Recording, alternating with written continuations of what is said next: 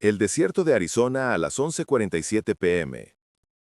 Los faros abren camino a través de la arena arremolinada, iluminando un convoy de acero que se dirige a toda velocidad hacia la frontera de Estados Unidos. Estos no son contrabandistas comunes. Fuertemente armado, cargado de dinero en efectivo y transportando una asombrosa cantidad de drogas, el convoy del cartel de Sinaloa se mueve con una confianza imprudente. Creen que han despejado el camino, intocables bajo el amparo de la noche. Esa arrogancia enmascara una cosa crítica que no ven, algo acechando en la oscuridad y muy por encima de ellos, listo para atacar en el momento adecuado. Esta escena no es de una película. Es real. Según la cronología oficial de la misión, exactamente a las 11:47 p.m. del 14 de julio de 2025, los Navy SEALs y la Fuerza Aérea de Estados Unidos observaron un convoy de un cartel fuertemente armado entrar en una zona de aniquilación en Arizona antes de desatar una emboscada calculada. La audacia del cartel fue su perdición. Lo que se desarrolla a continuación es una trampa calculada disfrazada de oportunidad. ¿Qué sucede cuando el orgullo y la potencia de fuego se encuentran con la precisión y la paciencia? Ahora, antes de darle play, en tu opinión, ¿cuál fue el mayor error del cartel? ¿Subestimar la vigilancia estadounidense? ¿Ignorar el terreno o simplemente confiar en que esta ruta era segura? Haznoslo saber en los comentarios a continuación antes de que nos sumerjamos en cómo se desarrolló todo. El cartel de Sinaloa no es solo una banda cualquiera. Es la red de narcotráfico más poderosa y violenta del mundo, y su alcance se extiende profundamente tanto en las grandes ciudades estadounidenses como en los pequeños pueblos. Este convoy no transportaba calderilla. Dentro, los agentes estiman que contenía un botín asombroso, 2.4 toneladas de metanfetamina, 500 kilogramos de fentanilo y más de 50 millones de dólares en efectivo. Era un premio audaz y de alto riesgo, que decía mucho sobre la confianza del cartel. Pero al otro lado del desierto, las fuerzas estadounidenses no saltaron a la oportunidad de interceptar. En cambio, el SEAL Team 6, los cañoneros AC-130J Ghost Rider y los drones Reaper de largo alcance, observaron y esperaron. Su decisión de dejar que el cartel cruzara la frontera adentrándose más en Arizona insinuaba un plan letal. Uno que cambiaba las tornas al convertir una aparente debilidad en una ventaja abrumadora. ¿Por qué las fuerzas estadounidenses no atacaron en la frontera? ¿Por qué darle al cartel espacio para adentrarse en Estados Unidos? Porque la trampa ya había sido tendida, y ahora era solo cuestión de tiempo. 7 días antes de la emboscada, los Navy SEALs ya estaban en tierra en ese estrecho cañón de Arizona. Un callejón de roca de 20 metros de altura que se extiende solo 600 metros con una única entrada y salida. Esto no fue una elección al azar. La geografía era implacable y perfecta para la contención. En las silenciosas horas previas al amanecer, los equipos se movieron como sombras. Enterraron minas Claymore bajo la fina arena del desierto, camuflaron sensores sísmicos para detectar las ruedas retumbantes de los convoyes y ocultaron cámaras infrarrojas en las camas de roca tan bien que permanecerían invisibles incluso si alguien supiera dónde buscar. Desde lo alto, Un persistente dron MQ-9 Reaper mantuvo una vigilancia implacable sobre el convoy de Sinaloa, rastreando cada kilómetro de su progreso desde México. Cada neumático, señal de radio y luz de freno se enviaba directamente al centro de comando en la base de la Fuerza Aérea Davis Mountain, en Tucson. Allí, en una pantalla 3D, los operadores observaban cómo el desierto cambiaba en tiempo real, triangulando la posición exacta del convoy. Parecía menos geografía y más una cuadrícula viva. Cada movimiento se iluminaba, analizaba y contaba. Lo más crucial de todo, el cartel pensó que tenía un viaje tranquilo. sin bloqueos fronterizos, sin respuesta militar estadounidense. En cambio, estaban siendo conducidos, como jugadores desprevenidos, directamente a una kill box cuidadosamente construida. Lo que no sabían, incrustado en sus filas, era un guía plantado días antes, dirigiéndolos más profundamente en ese corredor letal. Su confianza, impulsada por la fe en rutas seguras, los cegó ante el hecho de que estaban siendo cómodamente impulsados hacia su propia perdición. Exactamente a la 1:14 a.m., el primer camión del convoy de Sinaloa rodó hacia el cañón, sus faros cortando el estrecho camino, donde dos acantilados escarpados se alzaban como muros de acero. Uno por uno, los demás le siguieron. Camionetas blindadas con ametralladoras montadas, camiones pesados llenos de cajas y más de 60 hombres armados apiñados, creyendo que habían despejado todos los obstáculos entre México y Arizona. El aire del desierto estaba en calma. Pero bajo tierra, sensores sísmicos enterrados vibraron al pasar cada vehículo, transmitiendo sus firmas directamente al Centro de Comando de Estados Unidos.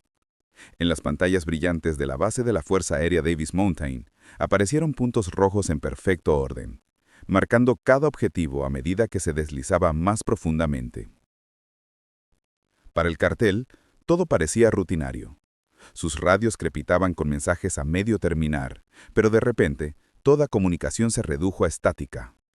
Una capa de interferencia electrónica había cubierto el cañón. Los hombres armados golpearon sus radios con frustración, sin saber que cada palabra que intentaban enviar ya había sido interceptada.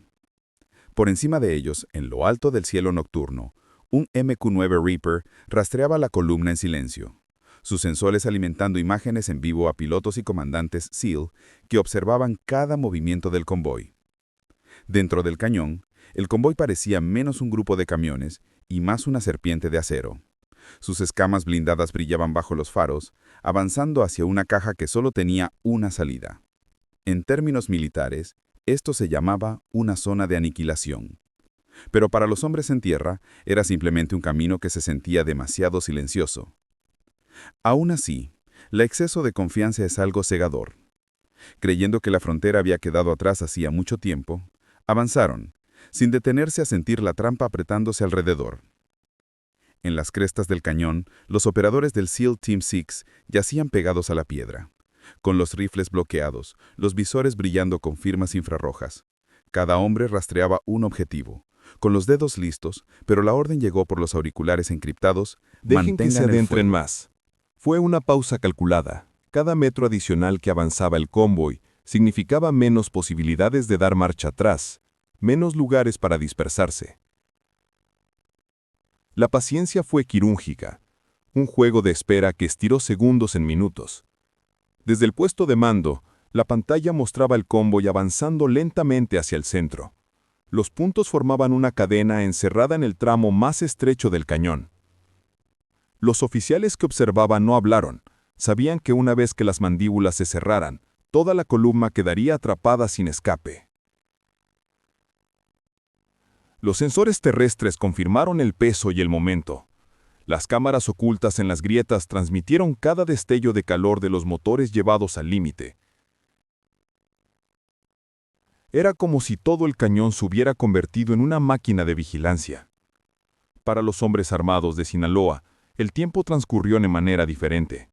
Algunos miraron nerviosamente los acantilados que se alzaban sobre ellos. Sombras demasiado quietas para el viento del desierto. Sin embargo, no llegó ninguna advertencia. Ninguna emboscada se reveló. Así que se tranquilizaron mutuamente con gritos de que la ruta era segura. Su líder ladró por una radio muerta, todavía pensando que el silencio era un fallo técnico, no una señal de aislamiento total. El convoy siguió adelante, los faros rebotando en las paredes del cañón que parecían cerrarse más con cada momento que pasaba. A estas alturas, todos los soldados escondidos a lo largo de las crestas tenían el mismo pensamiento. La serpiente de acero estaba en la caja, pero el mando aún no había dado permiso para atacar. Ese silencio se extendía tenuamente bajo las estrellas del desierto, con más tensión que la propia batalla.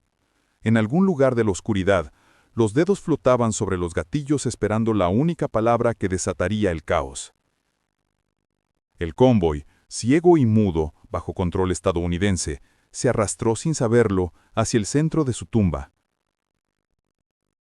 La pregunta en el aire ya no era si llegaría el ataque, sino quién sería el primero en disparar. ¿Serían los explosivos ocultos enterrados bajo la carretera, el trueno del Ghost Rider que giraba en círculos, o el crujido de un rifle con silenciador desde los acantilados?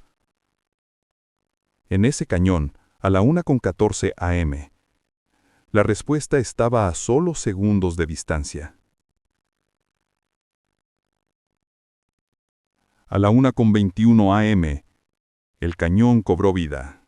Las minas Claymore, enterradas días antes, detonaron con un trueno, destrozando los 3 primeros vehículos del convoy. Miles de bolas de acero atravesaron el cristal blindado. Los neumáticos estallaron y los motores se incendiaron. El sonido rodó por las paredes del cañón como un terremoto atrapando al cartel en una tormenta de fuego que nunca vieron venir. La orgullosa vanguardia de su columna había quedado reducida a acero retorcido en segundos. Antes de que se asentara el polvo, el cielo se unió. Desde lo alto, el AC-130J Ghost Rider desató su arsenal. Su cañón Bushmaster de 30 milímetros escupió trazadoras luminosas que cruzaron la noche como cometas ardientes, cada ráfaga encontrando una cabina de camión o un montaje de armas. Luego vino el estruendo bajo del obús de 105 milímetros. Sus proyectiles aterrizaron con una precisión devastadora. Un impacto volteó un camión de transporte, su carga estallando en una cadena de segundas explosiones. Asimismo, las granadas de Frenway caputaron 2 vehículos blindados al centro, separando las cabinas de los vehículos en un caos total. Explosiones secundarias. Los comandantes estadounidenses han descrito la potencia de fuego del Ghost Rider como imparable, según Air Force Times. Y aquí estuvo a la altura de su reputación. El convoy se desintegró en pánico. Los combatientes del cartel salieron a tientas de los camiones en llamas solo para encontrarse con otra tormenta de fuego. Desde ambas paredes del cañón, los Navy SEALs se rebelaron, los rifles chasqueando en la oscuridad. Las carabinas M4A1 dispararon ráfagas cortas. Los rifles MK-17 crujieron con una precisión más pesada. Cada disparo medido y deliberado. Para los hombres armados de abajo parecía que los propios acantilados habían cobrado vida, escupiendo la muerte desde cada sombra. Un soldado del cartel se atrevió a contraatacar. Trepó al capó de una camioneta humeante, con un RPG-7 equilibrado sobre su hombro y apuntando hacia las crestas. Por un momento pareció que podría disparar, pero antes de que pudiera apretar el gatillo, un solo proyectil de un tirador SEAL impactó. El lanzador cayó, encendiéndose al impactar. La explosión lo mató instantáneamente y destrozó a 2 de sus camaradas cercanos. En este cañón, incluso el desafío significaba el suicidio. Durante casi 10 minutos, el fuego y el humo dominaron la noche. Los camiones ardían, las radios gritaban estática y los hombres armados disparaban a ciegas contra la piedra. La serpiente de acero que había entrado con tanta confianza ahora estaba rota en fragmentos humeantes. Y sin embargo, en medio de las llamas, un vehículo avanzó. Un Ford Raptor reforzado. Dentro estaba el gallo, todavía vivo. La batalla estaba lejos de terminar. La tormenta de fuego en el cañón ya había destrozado el convoy, pero la misión aún no estaba completa. Los informes de inteligencia dejaban claro que un hombre importaba más que todas las armas, el dinero en efectivo y las drogas combinadas. El gallo, el teniente de Sinaloa a cargo de la operación. Si era capturado vivo, podría abrir un camino hacia el funcionamiento interno del cartel. Matarlo enviaría un mensaje, pero tomarlo vivo enviaría ondas de choque por todo el hemisferio. Muy por encima del cañón, un mini UAV conocido como Black Hornet fue lanzado desde un lanzador de mano, apenas más grande que la palma de una mano humana. El dron se sumergió en el barranco lleno de humo, rozando el suelo para evitar ser detectado. Sus diminutas lentes de cámara escanearon vehículo tras vehículo, transmitiendo imágenes en tiempo real de regreso al centro de mando. En cuestión de minutos, se confirmó el objetivo. Dentro de un Ford Raptor reforzado cerca de la cabeza del convoy, el gallo estaba encorvado hacia adelante, agarrando su radio y gritando al micrófono. Pero lo que regresó no fue una respuesta, solo estática. La capa de guerra electrónica desplegada por las fuerzas estadounidenses había cortado todas las líneas de vida. Por primera vez en años, un comandante del cartel estaba completamente aislado. En las crestas, los operadores SEAL recibieron la actualización, sus visores fijos en las ventanas del camión, pero la orden llegó: no matar, contener. El Ghost Rider ajustó su órbita y abrió fuego con precisión quirúrgica, golpeando deliberadamente el suelo a solo metros del Raptor blindado. Cañón La y explosión envió sacudió fragmentos de piedra contra el parabrisas. El cristal se agrietó, formando una telaraña en el campo de visión del conductor. El gallo se agachó, protegiéndose de la lluvia de grava. El pánico inundaba su rostro. Ya no tenía el control de nada. Era una presa atrapada en una jaula de fuego. En el caos, un operador SEAL presionado contra la cresta fue alcanzado por escombros voladores. Cuando el proyectil de 105 milímetros aterrizó, un fragmento de vidrio roto le cortó el hombro. Inmediatamente, un compañero lo arrastró de regreso a la cubierta, aplicando presión mientras pedía una evacuación médica. En cuestión de minutos, el profundo retumbo de las palas de un rotor resonó por el cañón. Un helicóptero de rescate de combate HH-60W Pavehawk, volando bajo y enmascarado por los acantilados, se acercó. Usando guía de visión nocturna y maniobras ajustadas, el pájaro se mantuvo suspendido el tiempo suficiente para izar al SEAL herido fuera de peligro. Fue un recordatorio de que incluso en emboscadas cuidadosamente planeadas, el campo de batalla sigue siendo impredecible. Mientras tanto, las últimas defensas de El Gallo se desmoronaron. Los hombres agrupados alrededor de su vehículo dispararon desesperadamente a las crestas, pero cada fogonazo los exponía como objetivos. Uno por uno, cayeron, hasta que solo quedó el Raptor blindado. El SEAL Team 6 comenzó su descenso. Cubiertos por fuego de supresión desde los acantilados y los ojos parpadeantes del Ghost Rider que los sobrevolaba, avanzaron a través del humo y las llamas. Sus botas crujieron sobre la grava quemada mientras pasaban por restos calcinados y cuerpos destrozados, acercándose al último vehículo intacto. El final llegó rápidamente. Una única y precisa descarga destrozó las ventanas laterales del Raptor. Segundos después, la puerta del conductor fue abierta de un tirón y el gallo fue arrastrado por manos armadas. Se debatió. Intentó resistir, pero la lucha se había agotado en él. Sus muñecas fueron esposadas con grilletes de acero. Su laptop encriptada, confiscada, junto con 2 teléfonos satelitales metidos en una consola. Para las fuerzas estadounidenses, esto fue más que una victoria táctica. Fue un premio que valió meses de guerra de inteligencia. Mientras los SEALs aseguraban a su prisionero y barrían los últimos rincones del cañón, el giro se hizo realidad.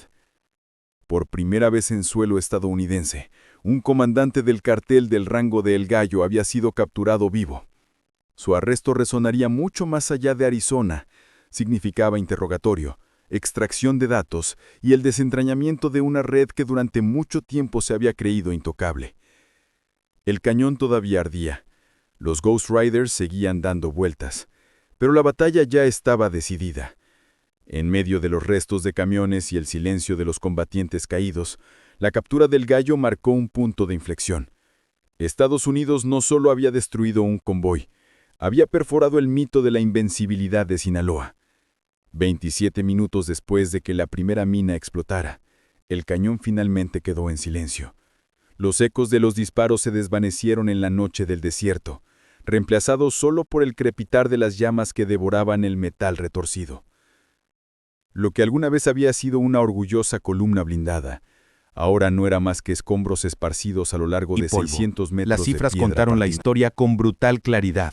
47 sicarios del cartel muertos, 19 más capturados vivos y ni un solo vehículo lo suficientemente intacto como para escapar. El recuento fue devastador, pero era solo el comienzo de lo que significaba esta emboscada. Cada caja de metanfetamina, cada bolsa de fentanilo, cada pila de dinero en efectivo empaquetada en contenedores de plástico fue incautada por agentes federales en el terreno. En total, el envío representaba miles de millones de dosis potenciales en la calle. suficientes para empeorar una epidemia que los funcionarios de salud de Estados Unidos ya llaman la crisis de drogas más mortal en la historia de Estados Unidos.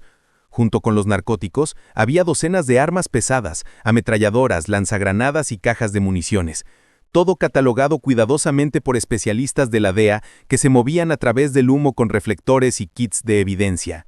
Pero el premio más valioso no fueron las drogas ni las armas. Era el hombre que ahora estaba sentado con esposas flexibles al borde del cañón. El Gallo. Su laptop, teléfonos encriptados y listas de contactos fueron asegurados en cuestión de minutos, destinados a laboratorios forenses que pronto desentrañarían los secretos de la cadena de suministro de Sinaloa. En las crestas de arriba, los operadores SEAL barrieron el campo de batalla, revisando cada cuerpo, asegurando a cada sobreviviente, asegurándose de que nadie se escapara. El Ghost Rider salió de su órbita, su misión completa, mientras el MQ-9 Reaper se elevaba de nuevo al cielo del desierto, reanudando la vigilancia silenciosa en caso de que los refuerzos se atrevieran a acercarse. Por ahora, no llegaron. El cañón, que una vez resonaba con motores diésel y la bravuconería del cartel, era propiedad exclusiva de Estados Unidos. Cuando amaneció, la escena se había transformado en algo inolvidable. Los primeros rayos de sol bañaron los camiones ennegrecidos, sus esqueletos aún humeantes. La luz dorada se derramó por los acantilados y sobre montones de metal quemado. Un sombrío recordatorio de lo rápido que la confianza puede colapsar en catástrofe. Los SEAL se encontraban entre los restos, siluetas enmarcadas por el resplandor de la mañana, mientras los agentes de la DEA continuaban su trabajo catalogando la fortuna incautada. Para ellos, esto no era solo otra misión, era la prueba de que el mito de la invencibilidad del cartel podía ser destrozado en suelo estadounidense. Estratégicamente, la emboscada golpea como un martillo la cadena de suministro del cartel de Sinaloa. Sí, perder toneladas de narcóticos y $50 millones en efectivo fue bastante dañino, pero la captura de un teniente de alto rango caló más hondo. Su conocimiento de rutas, casas seguras y funcionarios corruptos representaba un tesoro. Los analistas lo llamarían más tarde uno de los golpes individuales más efectivos jamás asestados contra las operaciones del cartel en Estados Unidos, no por el número de muertos, sino por la red revelada. Envió un mensaje claro no solo a Sinaloa, sino a toda organización criminal que observaba. Estados Unidos podía esperar, observar y luego atacar en el momento que el escape fuera imposible. A medida que los últimos fuegos de los SEAL se apagaban, el sol de la mañana se elevaba, el simbolismo era innegable. El lecho del cañón, lleno de vehículos destruidos y armas abandonadas, se había convertido en algo más que un campo de batalla. Era un monumento a la paciencia, la planificación y la fuerza abrumadora. Para el cartel, fue una pesadilla hecha realidad. Para Washington, una promesa cumplida. La emboscada sería recordada como el día en que Estados Unidos demostró que podía superar en astucia y maniobra, incluso al imperio de la droga más temido de la Tierra. Y el mensaje se extendió mucho más allá del desierto de Arizona. Cuando Estados Unidos decide atacar, lo hace con precisión, y en el momento en que el enemigo es más débil. Para cuando el sol había salido sobre Arizona, la batalla ya estaba escrita en la historia. En menos de media hora, Estados Unidos había desmantelado un convoy completo del cartel de Sinaloa. 47 combatientes muertos, 19 capturados y un asombroso cargamento de drogas, armas y $50 millones en efectivo incautados. Más importante aún, su comandante, el Gallo, estaba bajo custodia, sus dispositivos encriptados ya en camino a los laboratorios de inteligencia. Para el cartel, la pérdida no solo fue material, fue psicológica. Un brutal recordatorio de que Estados Unidos podía atacar en cualquier momento y en cualquier lugar, y no dejar nada atrás. El significado fue mucho más allá de un solo cañón. La emboscada demostró el poder de la coordinación entre la inteligencia, el dominio aéreo y las operaciones especiales. Mostró que el mito de la intocabilidad del cartel era una ilusión frágil. Estados Unidos había redibujado el mapa de riesgos. La frontera ya no era una zona gris, sino una línea roja. Cruzarla significaba enfrentarse a la paciencia y precisión combinadas de las fuerzas de élite más importantes de Estados Unidos. Y así, la pregunta persiste. Si Estados Unidos estaba dispuesto a esperar y aplastar un convoy dentro de Arizona, ¿Podría llegar el día en que lleve la lucha a través de la frontera, golpeando al cartel en su propio territorio? ¿Qué opinas de esta estrategia de esperar el momento perfecto? Comparte tus pensamientos a continuación y no olvides suscribirte a Military Powell para conocer más historias inéditas de la guerra, la tecnología y los secretos que dan forma a nuestro mundo.